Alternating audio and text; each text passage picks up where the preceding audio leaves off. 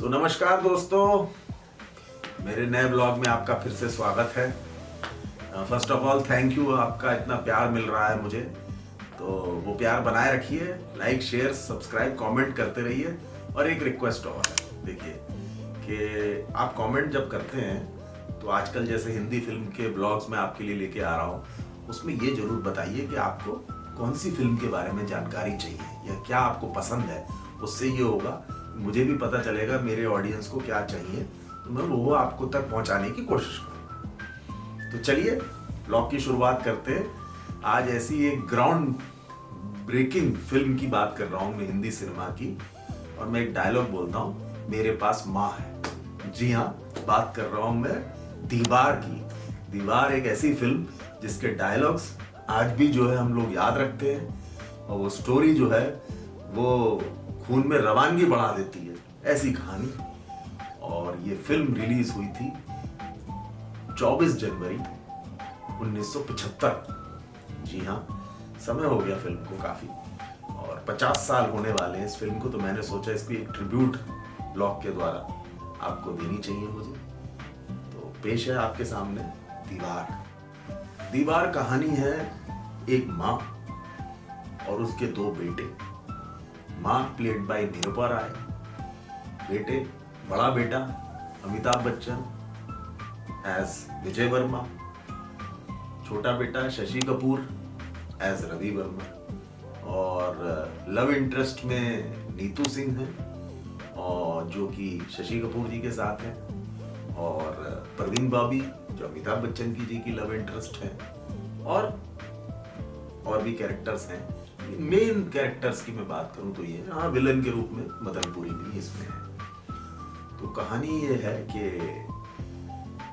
जो एक कपल होता है, माँ बाप, और जो निरूपा राय और उनके हस्बैंड प्ले कर रहे हैं सत्यन कपूर, ट्रेड यूनियन में वर्कर हैं। उनके ऊपर कुछ आरोप लगता है। आरोप लगने की वजह से जो है फादर सत्यन कपूर जो है घर छोड़ के भाग जाते हैं। निरूपा जी अपने बेटों को पालती हैं। विजय वर्मा जो अमिताभ बच्चन है, उनके हाथ पे मेरा बाप चोर है, क्योंकि बाप भाग गए हैं चोरी के इल्जाम में, उनके हाथ पे लिख दिया जाता है। वो इस कष्ट में बड़े होते हैं, गैंगस्टर्स से मिल जाते हैं किसी कारणवश, परिस्थितियों के कारण, और डॉन टाइप की कैरेक्टर उनका बन जाता है। रवि वर्मा, शशि कपूर जो है एक अच्छा इंसान बनते हैं, वो सब इंस्पेक्टर बन जाते हैं। ऑफ कोर्स दोनों के लव इंटरेस्ट हैं, और क्लाइमैक्स में जो है विलेन को मार दिया जाता है। मदनपुरी जो अमिताभ बच्चन, उनको मार देते हैं, और अच्छाई की बुराई पे जीत की वजह से शशि कपूर अपने भाई को गोली मार देते हैं। ये कहानी है। बड़ी इमोशनल, ड्रामा, एक्शन सब कुछ है इसमें, और हिंदी फिल्म्स में ऐसा अक्सर देखने को मिलता है। लेकिन जो इस फिल्म की थीम थी, और जो इसका एक बेस थी, और जो इसका इमोशन था, वो इतना जबरदस्त कनेक्ट हुआ ऑडियंस के साथ कि वो आज तक याद है। और डायलॉग्स तो खैर आइकॉनिक है इसकी। बात अगर मैं इसके इंटरेस्टिंग फैक्ट्स की करूं, तो बहुत सारी कहानियां इसके साथ जुड़ी हुई। ये फिल्म सलीम जावेद ने लिखी थी, और सलीम जावेद ने 1 लाख रुपए इनिशियली इसको देने की बात हुई उनको, लेकिन उन्होंने इसको फिर बेचा। यश चोपड़ा जो इस फिल्म के डायरेक्टर थे, उसको 3 लाख रुपए में। और विश्वास करिए, इस फिल्म की हिट होने के बाद उनका रेट जो है वो 8 लाख रुपए हुआ। अगली फिल्म उन्होंने 8 लाख में बेची। तो इस फिल्म के सक्सेस से उनकी भी सक्सेस हो गई।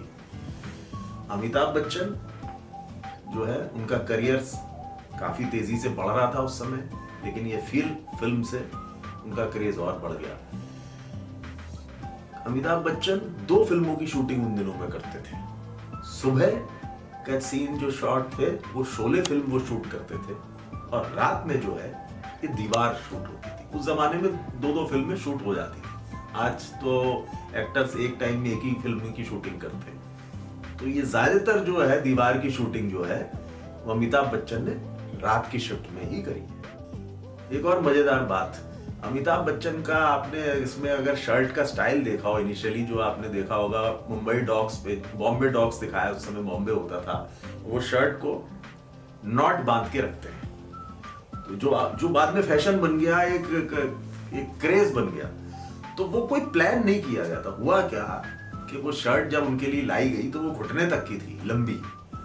तो ये हुआ कि तो बड़ी अजीब लग रही, तो अमिताभ बच्चन ने खुद उस शर्ट को उठाया और ऐसे करके उन्होंने गांठ बांध ली। वो गांठ बांधने के साथ जो है वो अच्छी लगने लगी और वो फैशन बन गया और फिल्म चल गई, और सारे में जो है वो बाद में सब यंगस्टर्स उसको फॉलो करके गांठ बांध करके ही शर्ट पहना करते थे। अमिताभ बच्चन की 2 फिल्में इससे पहले हिट हो चुकी थी। 1973 में आई थी जंजीर और 1974 में आई मजबूर। शोले खैर बन रही थी, तो इसलिए उनका क्रेज बहुत बढ़ गया था। तो जब ये फिल्म रिलीज हुई मिनर्वा थिएटर में मुंबई में, तो आप बिलीव करिए इतनी पब्लिक में इतनी यूफोरिया हो गया कि पूरी मरीन ड्राइव पे ये लाइन सी लग गई। जब ये फिल्म रिलीज हुई, लोगों को उम्मीद नहीं थी, प्रशासन भी हक्का बक्का रह गया था और कंट्रोल करना बड़ा मुश्किल हो गया था। और ये फिल्म पूरे 100 हफ्ते चली। कहा यह जाता है कि लगभग इसका बजट 1.25 करोड़ रुपए का या 1.3 करोड़ का इसका बजट था। और इस फिल्म ने उस जमाने, मैं बात कर रहा हूं लगभग 50 साल पहले की, करीब करीब 7.5 करोड़ रुपए कमाए थे। अगर आप इन्फ्लेशन को जोड़ें आज की तारीख में, तो खैर आप ही जोड़ लें कि वो आज की तारीख में कितने करोड़ रुपए हुए। कमाई बहुत की थी इसने। इस फिल्म की कहानी इतनी इमोशनल थी कि गुलशन राय जो इसके प्रोड्यूसर थे, वो उन्होंने कहा ऐसा जाता है कि उन्होंने स्क्रिप्ट 2 बार पढ़ी और दोनों बार वो पढ़ के रोए। तो इतनी इमोशनल कहानी थी। इसमें जो विजय वर्मा का कैरेक्टर अमिताभ बच्चन ने प्ले किया है, कहा ऐसा जाता है कि ये कैरेक्टर इंस्पायर था उस जमाने के बहुत फेमस स्मगलर हाजी मस्तान से। और जो इस फिल्म के विलन हैं, मदन पुरी ने जो कैरेक्टर निभाया है, वो रियल लाइफ में हाजी मस्तान के जो ओपोनेंट थे, वो उनके ऊपर बेस्ड था। ये भी एक इंटरेस्टिंग फैक्ट है, इसके साथ जुड़ा हुआ है। द फेमस टेम्पल सीन, जो भगवान वाला सीन है, जहां अमिताभ बच्चन मंदिर में जाके और भगवान से बात करते हैं, इसके बारे में एक कहानी ये है कि अमिताभ बच्चन बड़े अनकंफर्टेबल थे कि मैं ऐसे कैसे भगवान से बात करूंगा। तो वो कहानी ये चलती है कि वो सुबह अपने कमरे में या जहाँ भी वो रुके हुए थे, वहां अपने कमरे में घुसे सुबह 11 बजे, और वो सीन सोचते रहे और रात के 10 बज गए और वो सीन करने में फेल हो गए, मतलब नहीं कर पाए, कंफर्टेबल नहीं थे, कि बोले मैं नहीं कर सकता। तो यश चोपड़ा ने उन्हें समझाया कि आप मेरे साथ चलो, कोई और नहीं होगा वहां पे, सिर्फ मैं हूँगा या एक आध कैमरामैन वगैरह होगा और हम मिलके इसको शूट करेंगे। और उन्होंने इस सीन को फिर यश चोपड़ा के साथ और एक कैमरामैन के साथ उस सीन को, टेम्पल वाला सीन जहां वो भगवान जी से बात करते हैं या उनको दोष देने की कोशिश करते हैं, वो सीन शूट हुआ। और बिलीव इट और नॉट, इसको बाद में डब नहीं किया गया। इसमें ओरिजिनल आवाज है जो अमिताभ बच्चन ने उस सीन में बोली है। बाद में डबिंग होती है फिल्म की, इस सीन की डबिंग नहीं हुई थी, ये ओरिजिनल आवाज। इस फिल्म की इंस्पिरेशन थी दिलीप कुमार की फिल्म 1961 की गंगा जमुना। और अमिताभ बच्चन ने बाद में ये बात पब्लिक प्लेटफॉर्म पे कही कि दिलीप कुमार जी उनके रोल मॉडल है। और मजे की बात यह है कि गंगा जमुना में दिलीप कुमार का one of the best roles Amitabh Bachchan के अनुसार है, और उसमें भी उन्हें बेस्ट एक्टर का अवार्ड नहीं मिला। अमिताभ बच्चन को जब दीवार में यह की रोल ऑफर हुआ और उन्होंने ये फिल्म करी और चल गई, और उसके बाद जब उन्हें अवार्ड नहीं मिला, तो उन्होंने यही बात कही कि जब गंगा जमुना में दिलीप कुमार को नहीं मिला तो मुझे भी नहीं मिला, तो कोई फर्क नहीं पड़ा। अवार्ड आखिरकार उस साल मिला संजीव कुमार को फिल्म आंधी के। निरूपा राय जिन्होंने उनकी माँ का रोल किया है, वो अमिताभ बच्चन से मात्र 9 साल बड़ी और शशि कपूर से 4 साल बड़ी। और शशि कपूर जिन्होंने छोटे भाई का रोल किया है, वो अमिताभ बच्चन से 5-6 साल बड़े थे। ये उम्र का घालमेल है, लेकिन कास्टिंग ऐसी थी। एक और सीन है इस फिल्म में जिसको डब नहीं किया गया, और वो सीन है जब अंत में अमिताभ बच्चन अपनी माँ की गोद में, उनकी डेथ होती है। दोनों, एक वो मंदिर वाला सीन और एक ये वाला सीन, दोनों एक्चुअल साउंड्स हैं। बल्कि अगर आप बहुत ध्यान से अगर इस फिल्म को देखेंगे तो जो मंदिर वाला सीन है उसमें जो है, जो कैमरा की ट्रॉली है उसकी आवाज आपको हल्की सी सुनाई देगी बैकग्राउंड में, क्योंकि वो रियल सीन है। और अगर अमिताभ बच्चन के मरने वाला सीन है, अगर आप वो उसको ध्यान से सुनेंगे तो उसमें जो है घड़ी की टिक टिक की आवाज है, क्योंकि वो एक्चुअल में ऐसा हो रहा था, डबिंग नहीं की गई थी, रियल शॉट्स यूज किए गए थे। बाकी इसमें इतनी इंटरेस्टिंग और भी फैक्ट्स हैं, जैसे सलीम जावेद ने इस फिल्म को 18 दिन में लिखा था। इस फिल्म के डायलॉग्स जो है एलपी रिकॉर्ड में रिकॉर्ड हुए। जैसे डायलॉग मैंने आपको शुरू में बोला, मेरे पास माँ है। एक और डायलॉग था, मेरा बाप चोर है। एक और डायलॉग था, मैं अभी भी फेंके हुए पैसे नहीं उठाता। तो बहुत सारे डायलॉग्स थे, वो एलपी रिकॉर्ड में आए और घर घर में प्रचलित हुए।